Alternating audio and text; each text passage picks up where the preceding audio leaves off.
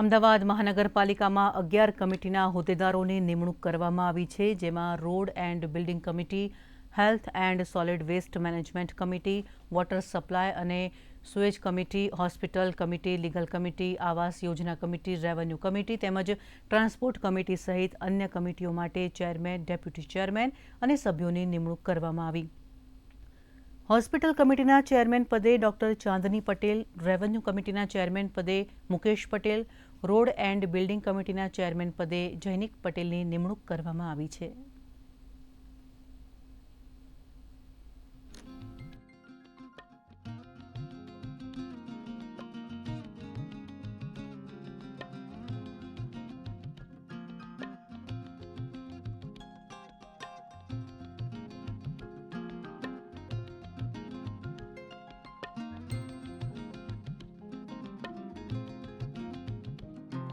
અમદાવાદ મહાનગરની અંદર આજના પહેલા બોર્ડમાં ભારતીય જનતા પાર્ટી દ્વારા નવનિયુક્ત ચેરમેનની ઘોષણા કરવામાં આવી છે. બોર્ડની અંદર અમારા એજન્ડા બેઠકમાં આવનાર સમયમાં હવે ટૂંક સમયમાં બોર્ડની શરૂઆત. દરેક કોર્પોરેટર કોઈપણ કાર્યક્રમમાં હાજર રહેવાનું કોર્પોરેશનના એ ફરજિયાત હોય છે. પાર્ટીના કામ માટે પણ ફરજિયાત રહેવાનું હોય છે.